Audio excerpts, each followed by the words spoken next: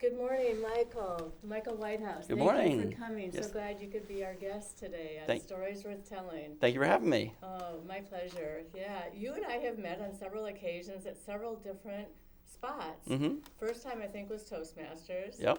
Second time I think was at a outreach kind of thing that was up in New London. Yep. And then the third time I think was at BNI. So Mm-hmm. wherever I go, I think I just see you and run into you, which I think is amazing. I try to make that happen. Well, I think you are making that happen.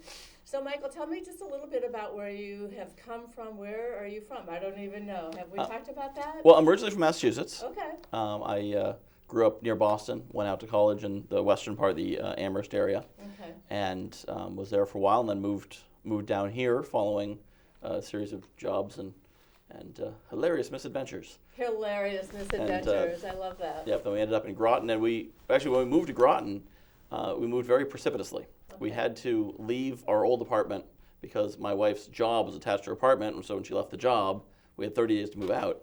And the only thing we knew about Groton was it contained an apartment that she knew the manager of that we could get into quickly. It's all about who you know. Yep, we knew nothing else. I arrived, moved in, and then discovered, oh, what's this building? Oh, is this a submarine base? Oh, look, they have a submarine base here.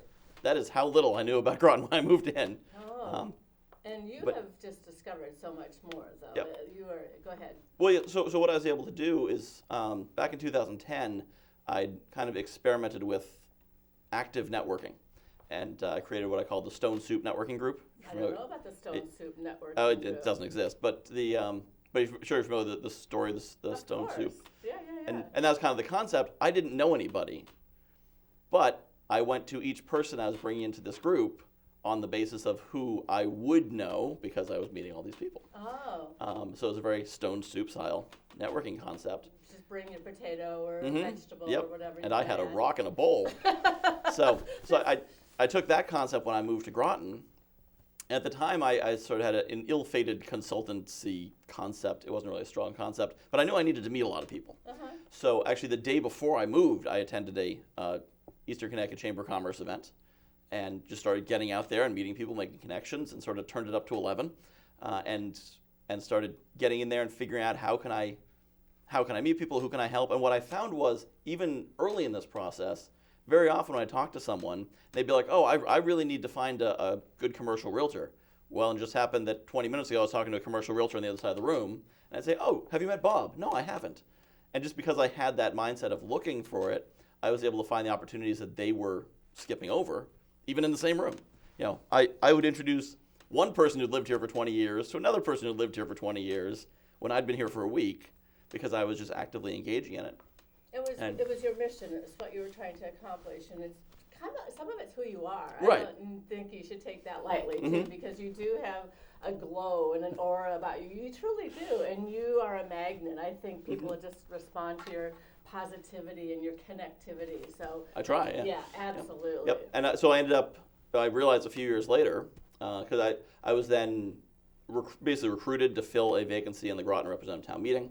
I was invited to join the Rotary Club and subsequently invited to be the president of the Rotary Club, which I'll be starting in July of this year. Well, congratulations. Yep. And so these are real honors and accolades, Yeah. and I don't want to just breeze by that Yeah. without saying. So good job. from moving here in 2014, knowing literally no one except for my wife, and I kind of know our property manager, sort of, but pretty much knowing nobody to, that was 2000, I think it was 2016, 17, when these things started happening. Wasn't a very long time, and I realized I had done something to make this happen. It wasn't just luck. And then I realized I had done things that I knew what I'd done and could repeat them, and so I ended up writing The Guy Who Knows the Guy. The Guy Who Knows Yep. the Guy. Tell me about The Guy Who Knows the Guy. Yep. Yeah, so The Guy Who Knows the Guy, it's basically the story of what happened when I came to the shoreline. Okay. And how I got to where I am, because I started to realize I'd meet people who have lived here for 10, 20, 30, 50 years and didn't know half the people I knew. I'm like, how is this possible that you're a local, you've always been here, I just got here? It's because I was taking active steps. But it's not like I'm just some sort of networking wizard who just came in and be like, know me. But But you have the energy. If you have the know me, laid back, pull back that attitude, helps too, then that would not, I don't think, necessarily attract people. Mm-hmm. People would probably reach out to you if they knew that you knew everybody, kind of thing. But since you are up and out and doing all of this, that's really energizing and focusing on other people. Yeah, that's and really big. And I realized that people could probably really benefit from knowing this, or at least knowing some part of it. So I put it in a book. And then I didn't want it to be boring, because you think about a book on networking. I think a lot of people are like, oh, books on networking. Yeah, I like to read those before going to bed. So I just fall asleep with them on my face. So I wanted to write a book on networking that would be fun, and so there's stories in it and some jokes. Is there a story in there that you can share with us? Let's see. Is there a story? I probably should have reread my book before coming down here. That's okay. But I'm sure there's like a little joke or something that has happened along the way that might be something. I don't want to put you on the spot, but there might be something or not. We can think about that. Yeah. I can't. I'm totally drawing a blank now that I am on the spot. That's okay. But perfectly okay. Yeah, but so you moved here in 2014. 2014 is not that long ago. What month? 2014. Moved here in March. Okay. We got married in May. Oh wow. And my daughter was born in July. That was a busy year. Yes. Wow. Yep. So that's part of the challenge too. Is most people, their natural network forms around social connections and hobbies and clubs. Well, when you just move to an area and you have a newborn baby, you don't have hobbies, clubs, and social connections. You're busy, 24/7, Yep. taking care of that baby and not out there, getting out there. Yeah, so I had to be very intentional. That's the other thing I realized writing this, was that these techniques, if you have the base of living here or having those social connections or having that basis, and then apply some intentional strategies, then you can really supercharge. In other words, most people who encounter this book who grew up around here could do way better than I have and build a much better network, because they already have a stronger foundation to build from. But sometimes there's a benefit to starting with nothing, because you have nothing. If you know some people, I know enough people. Right. I think I'm connected enough. I knew nobody. Right. I knew nobody, so I had to turn up to 11 and didn't really know when to stop, so I didn't.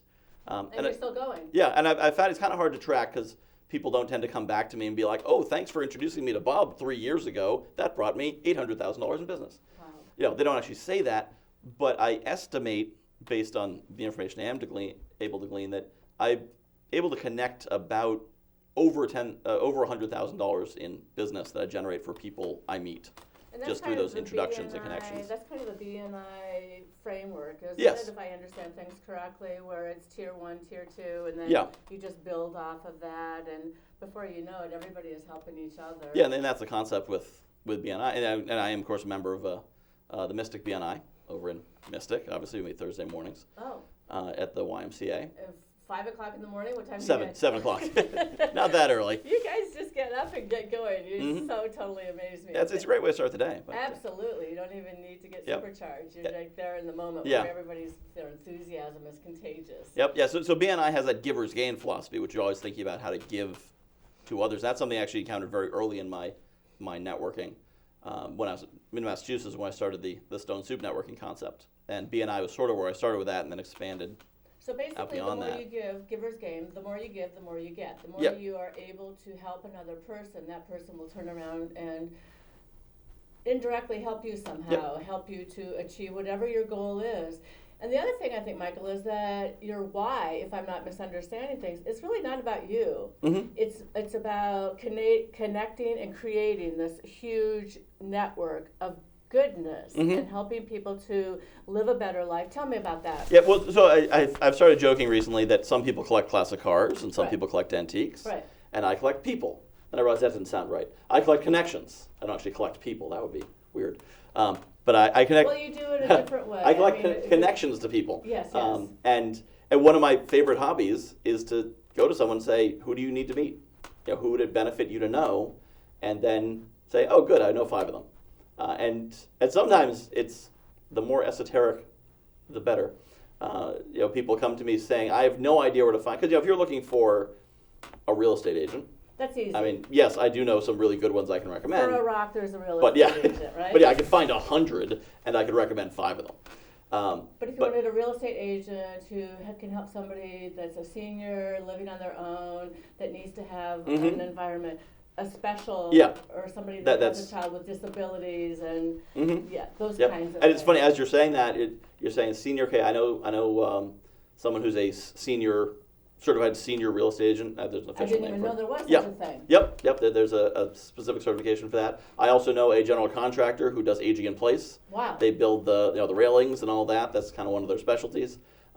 So as somebody says that, but the best, even more esoteric things. A few years ago, a Rotary club, I was speaking to one of the members, and he said that they're putting on this Renaissance themed gala. And it's going to be a great idea, and they've got the pageantry and the shields and this and that. There's only one slight problem. They have no idea who to bring for entertainment. And I said, oh, how many do you need? And he said, what do you mean? I said, well, I know about 25, so how many do you need? Wow, and ended up connecting him with two of those. Recently, I had someone tell me that she was doing a fashion show, and she needed local lingerie designers.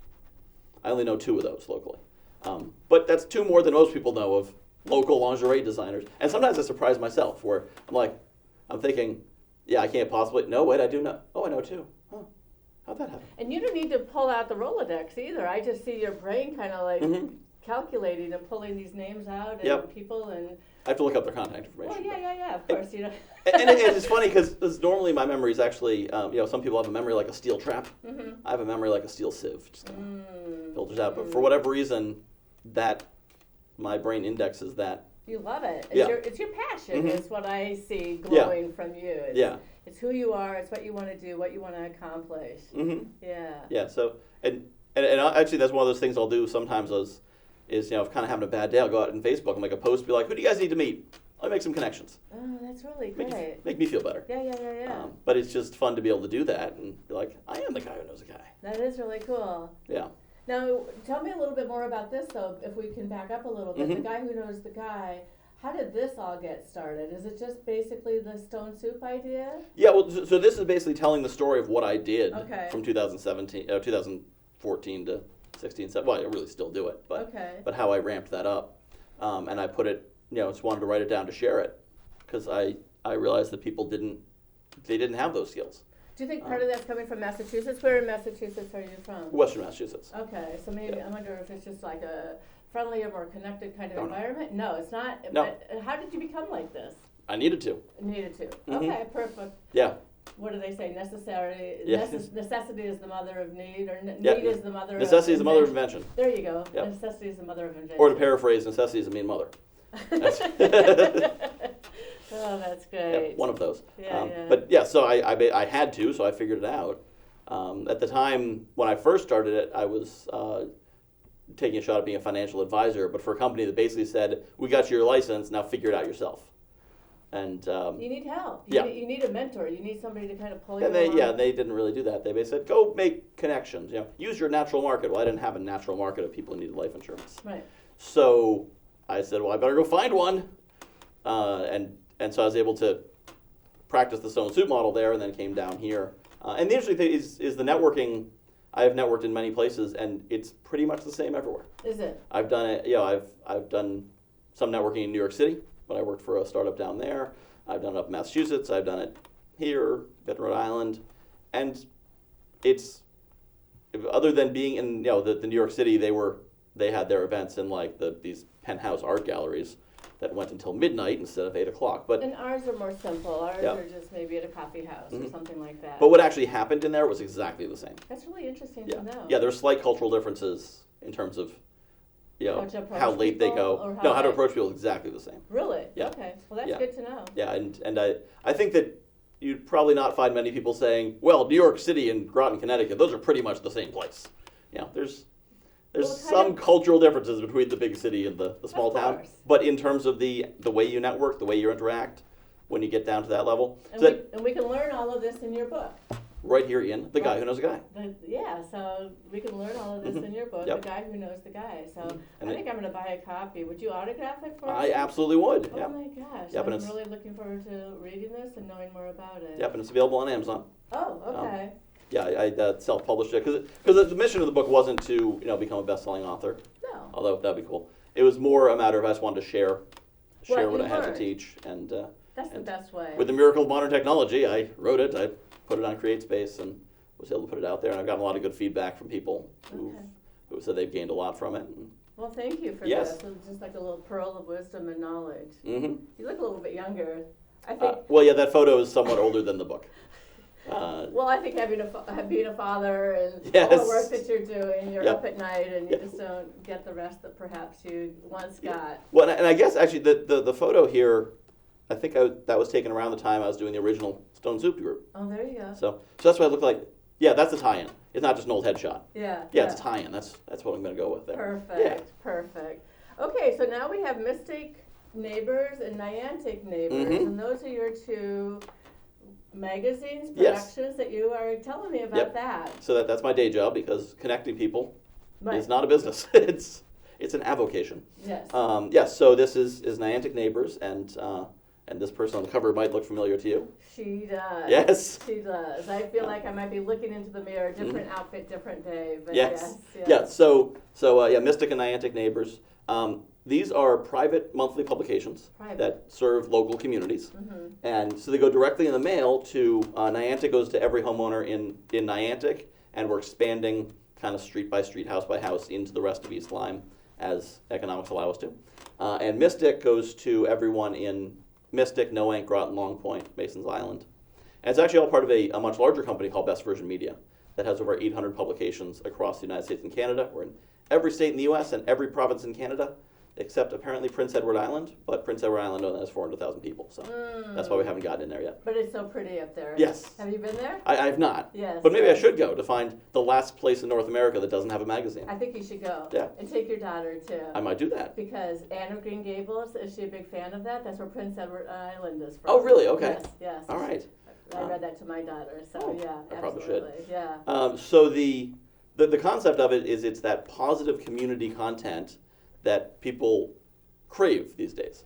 Nowadays, everything's negative, confrontational, political, angry. Well, that's what news is, by definition, yes. if I'm not mistaken. Yeah. I guess we used to talk about good news days back in the day. So mm-hmm. like Thursday, maybe they'd have a good news article or yeah. something. But your entire magazine focuses on that. Right, and people love it. And the concept of, supported by businesses, by sponsors. Mm-hmm. And it's a great value to them because we give them a platform people want to engage with and feel good about. The challenge is if you're a business and you're advertising on the nightly news, let's say it's Bob's Plumbing and the 7 killed in school shooting brought to you by Bob's Plumbing, and every time you see a Bob's Plumbing truck, you're thinking about those poor kids. 7 killed in school, right? Yep. You want to hear yep. Whereas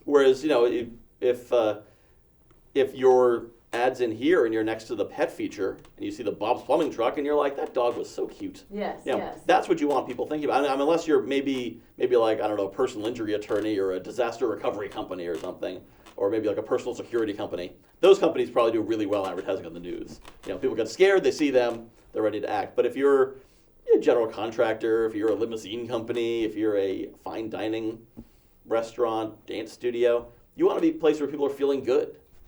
Especially luxury type things, people don't spend money when they're scared. No. They spend money when they're happy, right. when they're comfortable. Right. And so we create that comfort. And a lot of people tell me they hold on to these magazines for months and sometimes forever. Wow. I talked to one person we have a magazine in Old Saybrook at the time that it had been in print for about 4 years, and he said, I have every single issue that's ever been printed right on a shelf in my office. Well, that's a total compliment to your company mm-hmm. and to the work that you're doing. Yeah, well, and it's because we don't create the content. You create the content. Mm-hmm. So we feature people in the community. We give them a chance to send in articles.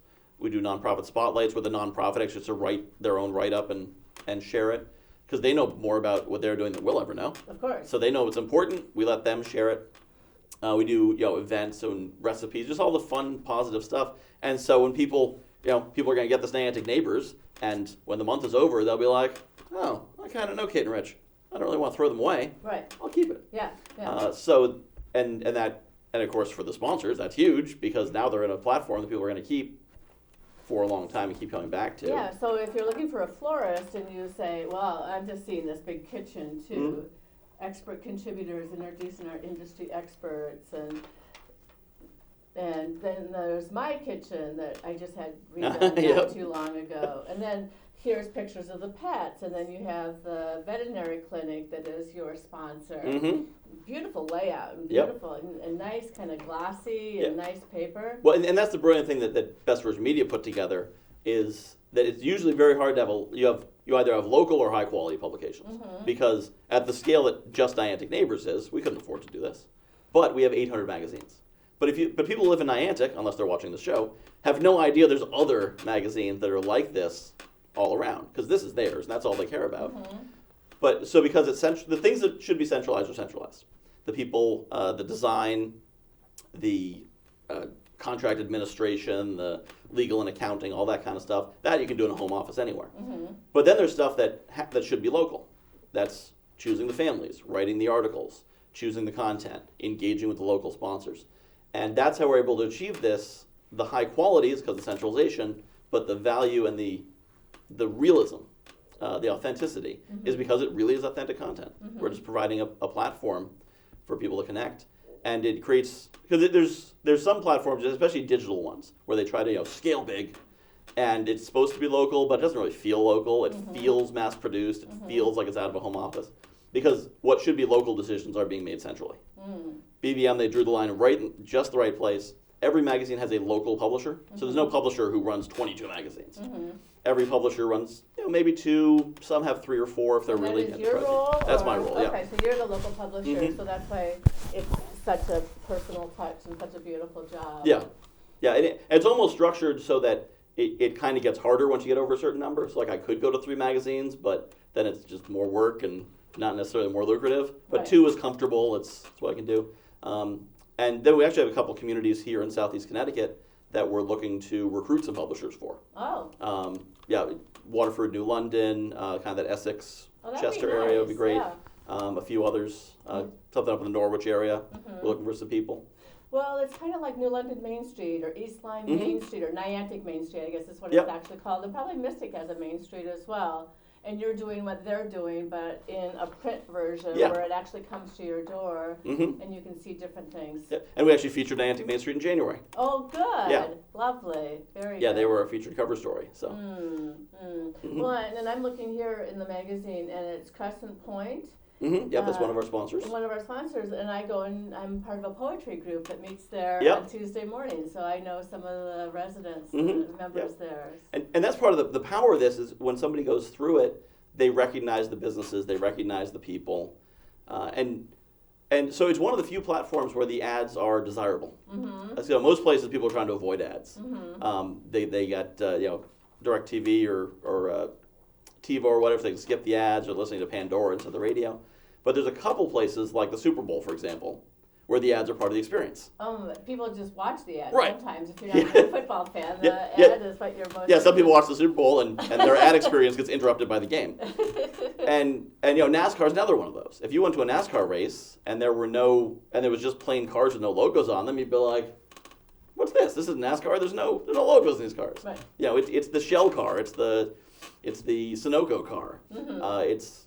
That's how you think about that, and that's part of the experience. You wouldn't want them to be gone. And the same thing happens in here. A lot of our people tell us that the sponsors are almost part of the experience because they're familiar. You see Crescent Point every single month. You see Good Friends Veterinary Clinic every single month, and they become familiar. And with some of them, invariably, if you live in town, you're doing business with at least one of these businesses already. Of course. And then, or you know somebody who is actually, or you know the owner, or your kids went there, or there's some kind of connection. But so that creates that comfort factor of I know them, and the neurological studies have shown that people identify with brands the same way they do with faces. Of course. So when you see a familiar brand, you get that same oxytocin, whatever that brain chemical is, makes you happy when you see familiar people. You get that same. The endorphins start working. You get the same neurological response. So when you're going through and seeing all the familiar businesses, you're like, oh, I know them. Well, and you actually introduced me to L&T Blooms through your magazine. LJ. Or L&J. That's right. So that's really positive, and that's good for those businesses. Sometimes I think our smaller businesses really struggle. Oh yeah. And we have some big box stores coming in, and all of those coming and changing a little bit. So I think this kind of gets us back, and that merchant-customer relationship I think is so important. Oh yeah.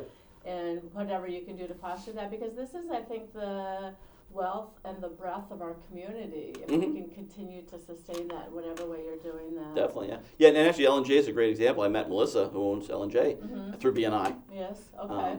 And she's refocusing her business because she had a storefront, but it was kind of like she was running two different businesses with the storefront, you know, a gift shop and a flower shop. And she's refocusing to be just a flower shop. So she's still doing the same great work. And because we have the kind of bandwidth we do here, I was able to tell that story to the community that, you know, you can still get the same great flower work she's doing and you still connect with her. And she does have beautiful flowers. Oh, I've yeah, gotten amazing. a couple, yeah. I've gotten a couple of bouquets. My children have been so generous to get me flowers from her on a couple of different occasions. Yeah, she's great. And but that's the great thing with this too, is it gives that bandwidth. It gives a chance to connect, because so often you see an ad and you're like, I don't know who this guy is. And anyone could run an ad somewhere. With our sponsors, they have to be, it's long term, at least 1 year. Not only long term, but you know, at least a year, which you really should with any kind of marketing. But you know, that repetitive, you need to have that constant or monthly reminder that this is a good place. But you know, Joe's Fly By Night Roofing can take out an ad. But you know, for someone to commit in here, they're saying we're committed to this community. We really want to connect with this audience, and so that really says something different. And then, you know, we'll write stories about them, and we'll do business profiles, and give them the chance to share what they know, more than just an ad can do. Really sharing that message, which is hugely powerful. Now, Michael, we just have a couple of minutes left. We have 3 minutes left. I'm wondering about digital. Are these available electronically, or is that going to happen in the future? It will never happen in the future. Okay. By design. By design. Because here's what happens when you have a digital companion of a magazine. You get the magazine and you say, oh, this is great. I love this article. I might want to read it again on the internet. So then you just toss it. Yeah, and then you never go on the internet. You know, I've subscribed to print publications that had an online version, and I've done that. I've thrown it away and never read them again. So because you know that there's no digital version of this, you say, this article is great. I might want to read it again. I better keep it. Yes. Because if I lose it, it's gone forever. It's gone. You know, the only way you could possibly get it would be to call me and be like, hey, do you have a copy of the magazine? And I'd be like, what happened to your first one? Or you can say for a price. Maybe. Yeah. I don't know. That might be another It's going to option. cost you. But so that's really the power of it, because everything in the digital space is so crowded and congested. It is. And you know, if you have a blog that gets 500 readers, you have an amazing blog. This is going out to 4,000 families, and 90% of them are reading it. Yes. Because you know, you see a local family, you see a local person, you're going to want to engage with them. You're going to want to learn about them. So by being in the mailbox, you know, on the internet you're up against Facebook and Instagram and Amazon and everything. On the mailbox you're up against junk mail, bills, and a couple circulars. And then this stands out from there. So that's where we want to be, competing with whatever else in the mailbox. This is the kind of thing that I would sit down with a cup of coffee or a tea and just kind of enjoy it and relax with it and just really have the opportunity to experience it and explore. Yep. Michael, we just have a minute or so left. What do you want to tell us? What's our takeaway? What should we know about you or about your projects and the guy who connects the guy? What should we know? The guy who knows the guy. The guy who knows the guy. And the wording's important because that's my website, is guywhoknowsaguy.com. Okay. Which is really the best way to follow up, to connect with me on any of these topics. But really my passion is bringing people together. It's bringing people together, you know, business to business. It's bringing people together in communities and through events and through anything. So I'd love to connect with anyone out there in the community. And there's a contact form on guywhoknowsaguy.com. Okay. Or they can email Michael at guywhoknowsaguy.com. Okay. But it's a great way. You know, I'd love to connect with anyone in the community, really, because there's always something to offer, something they can offer, and something that I can connect them with. So that's kind of my hobby and calling, I guess you could say, is bringing people together. I love that because it's really the why. It's really the essence of who you are and why you're doing it and why you're so strongly motivated, and it's so engaging because you do that so beautifully. Thank you. Yeah, nice, very good. And just one other quick thing I want to ask about the difference between Niantic and Mystic. Are there differences? Oh, our time is running out. So sorry, we'll just have to have you back. Thank you so much, Michael.